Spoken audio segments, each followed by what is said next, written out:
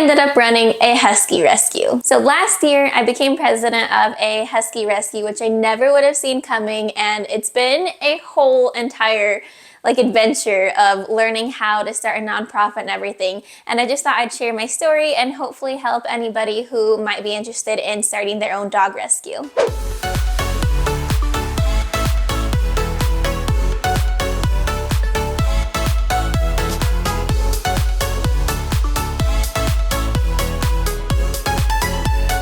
Hey guys, I'm Sammy. Welcome to my channel. I have two snow dogs. I have Leo, who's a 3-year-old Siberian Husky, and Graham, who's a 2-year-old Samoyed. And on my channel, I like to share a lot about tips for other dog moms that have high energy dogs and all the fun adventures that come with running a Husky rescue.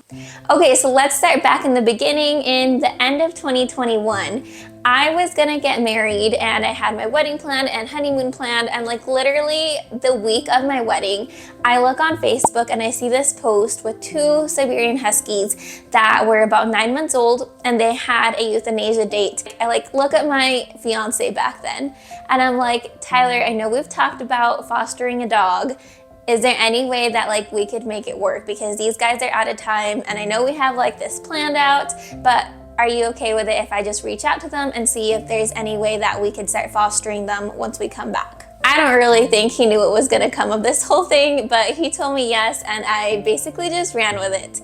So I contacted the shelter and they told me that I could reach out to this Husky rescue named Arctic Rescue. I hadn't heard of them before, but I instantly went on their website and submitted an application just so I could start talking to them about what that would look like. I went through the whole process of, having a phone interview, having a home visit, and got approved as a foster home. And we figured out that they could, as long as they had commitment, they could actually hold the dogs until I would be back from my honeymoon. That way they would avoid being euthanized. At the time, I also had 2 dogs already, and I didn't really know what I was getting into with fostering 2 at the same time, especially being almost a year old and had basically no training to this point. And luckily my husband was super supportive, but it was absolute chaos and I had a lot of quick learning to do. I won't get too into it, but I do have a video that kind of goes over that whole first experience with bringing 2 foster dogs home. I had to learn quickly about just dog introductions, resource guarding, all this fun stuff that came with fostering 2 Huskies. But throughout this whole experience, I learned a lot about how many Huskies end up in shelters. And this had been something that I had never really seen before. You hear about dogs going to the pound, but in my head, they weren't being euthanized. That wasn't a thing that was happening. And I learned that Huskies are one of the top dogs that end up in shelters. And that's because, Huskies are really cute when they're puppies. People get them without really thinking or doing breed research. And then they realize they have a crazy monster dog that is no longer as cute as a little puppy. And they don't know, they don't realize the lifestyle and exercise requirements that these dogs need. And when I learned this, I kind of wanted to see what else I could do to help more. I love social media and I've been a content creator in martial arts. That's my whole other life. But I decided to ask the rescue. I said, hey, is there any way I could volunteer to do social media posting for you guys? I think this is something that I could help with, because we weren't in a spot where we wanted to keep fostering right then. We needed a little bit of a break, but I still wanted to do something to help for the rescue. So I got a little more involved in Arctic Rescue just through social media posting and, creating reels and just helping the dogs get seen a little bit more. And then I got to meet a lot more of the foster owners. So I started talking with them and we got some ideas, and we were like, hey, it'd be really fun to put together this adoption event or this fundraising event. So one of the first events that we kind of organized was a brewery event where it was a benefit night and everyone could come, and just we had prizes, we had a silent auction, and it was just a blast. And this really got me just a lot more involved. I've always been an entrepreneur. I got my degree in college in marketing. So as I was working on the social media and thinking about events and fundraisers, the whole goal was really how can I make a bigger impact? And I realized what we really needed was a team. So the next step was essentially, posting on our social media for volunteer requests and figuring out that side of how can we build a team, because I had a million things on my to-do list. And remember, when you work in animal rescue, at least in ours, it is 100% volunteer run. You do not get paid for anything other than the love and happiness and gratitude of saving a husky. So started working on building out a team. I posted on several Facebook groups just like, hey, we're gonna have this Valentine's adoption event, for example. If you want to come volunteer, then here's information, fill out the sheet on our website. And that started connecting me with a lot more people. I met Nicole, who's our awesome events committee chair through there. She helped us get together like my big dream of having a Husky Hustle 5K race. We've had the Husky Hustle 5K for 2 years now, and it is such a good fundraiser and honestly just like a fun event, because everyone comes out, they run with their Huskies, the Huskies get exercise, we do like a little raffle at the end, and everyone just has like a blast because you don't get to do a lot of 5Ks with your dog. And as I was like learning more about this, remember, I wasn't the person who was in charge of the rescue at this point. I was just a volunteer.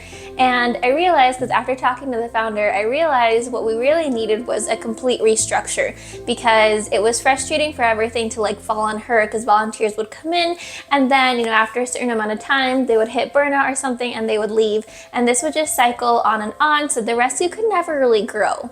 So we talked about different options, and we decided that the best option to go with would be to completely restructure the rescue and essentially start a brand new entity based off of the last one, but this way we could get everything like reset up, so that way it wasn't just falling all on one person, but rather it was an actual like entity that would keep going, not depending on a single person. She started this rescue 28 years ago and has done so much good work and created such an awesome brand, which is why we wanted to, keep Arctic Rescue going as a whole.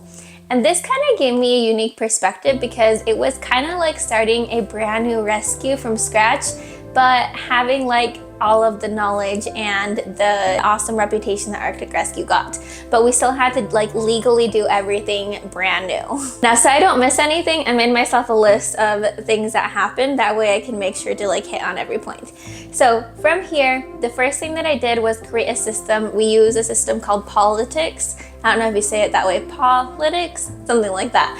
And basically it is a way to track all of the rescue dogs. You can send out contracts to foster homes, you can take in applications, and we hadn't had this before, which was a huge thing, just because all of a sudden we had like an actual system we could go on to keep track of everything. We could run reports, and if you are running a Husky rescue, like 1,000 times recommend them. They've been amazing. Next, I knew that I needed to get our articles of incorporation down, but in order to do that in Utah, you do need a board of directors. So I reached out to our most involved volunteers that I thought would be a good fit for the position, and we put together articles. I submitted them as a new entity, and we became a new entity in Utah.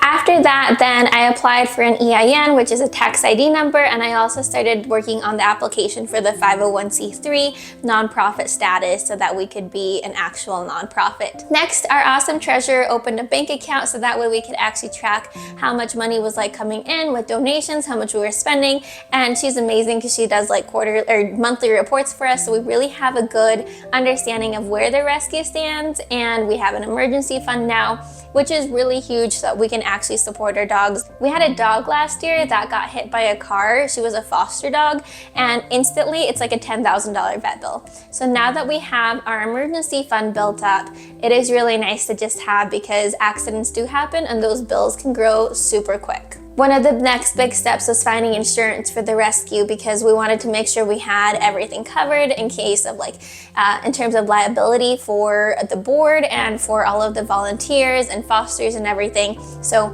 found an awesome insurance, and that was like a super long process that I did not enjoy. So it was a lot of like applications and time spent on them and getting rejections and reaching out to other rescues and being like, hey, like, who does your insurance? Because I didn't know who to reach out to at this point. But eventually we got that all settled, and we have an awesome insurer now. And then lastly, so this is pretty much like the biggest step that I'm kind of currently in. And one of the biggest pushes was, once again, just remembering like I don't ever want the rescue to just fall on one person because that's when it can't really grow. So for example, I had a bit of time pressure with this one because I did get pregnant and I realized, you know, like rescue is amazing and I love devoting so much of my time to it, but I can't realistically give it this much time because it started taking up like most of my day, and remember it's like not paid work, so it started cutting into my how much work I could actually do. I realized, you know, like I'm gonna have a baby and it's really gonna have to change, so how are we gonna structure this so that it's actually sustainable? And so what we've been working on a lot the past few months is just opening up new volunteer roles and making them very specific, so each one of our volunteers has like a small job which turns into like a big job when you actually connect it with everyone's doing. So for example, like if we have a foster home, we have a foster support coordinator that is contacting and keeping track of like all of the foster needs for 3 different foster dogs. And that was a huge, like amazing role that we opened up because all of a sudden it wasn't us getting a million texts from like all of our 20 foster homes and, you know, keeping up with group texts and everything of what they needed. It was just one person that could talk to 3 of them at a time, and they feel like it's a lot more manageable. We feel like it's a lot more manageable, and it's just a much better experience for everyone involved. We have graphic design volunteers, social media volunteers. We send out a monthly newsletter. We have volunteer appreciation coordinators, applications processors, and we kind of group these all in different committees. So that way we have a committee chair that kind of overlooks all of the roles in their committee and helps support them or train them if we need to bring a new volunteer on. And this was really huge because now all of a sudden, like all of these little jobs were getting done so much better, and it's also sustainable, like I said, for each of these volunteers to not have to give, you know, like 10 to 20 hours to rescue every week, because you can only do that for so long, but rather everyone can give, you know, like 3, maybe 5 hours a week to rescue, and you can do that for a lot longer, so you also don't feel that burnout. At this point, we have most of our volunteer roles filled, and it feels so good because now it's just fun to like look on. We use Slack to communicate, so it's really fun to just like watch the whole team like get a dog pulled, fostered, adopted, like through that whole process. Everyone's just kind of talking to each other, and there's a whole process for everything, and it can happen without like me being there for any of the steps. So that's a huge thing to really help the rescue grow, because now we can make more of an impact in other ways. One of the things that we were talking about in our last meeting was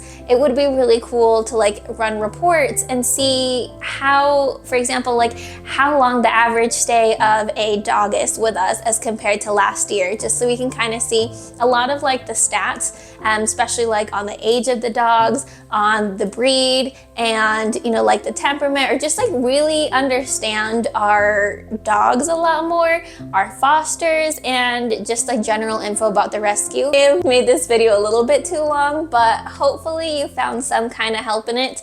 My biggest advice if you are wanting to start a rescue is get involved with a current rescue.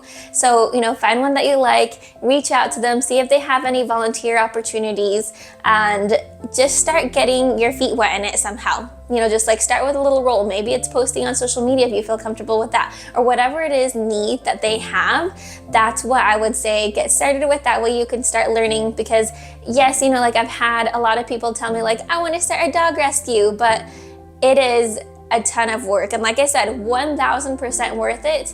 But that way you can make sure that it is what you want to do. Or maybe you can just join a part of one and still make a huge impact. I truly hope this video was helpful. If you guys have any questions, feel free to leave comments down below and I will do my best to answer them.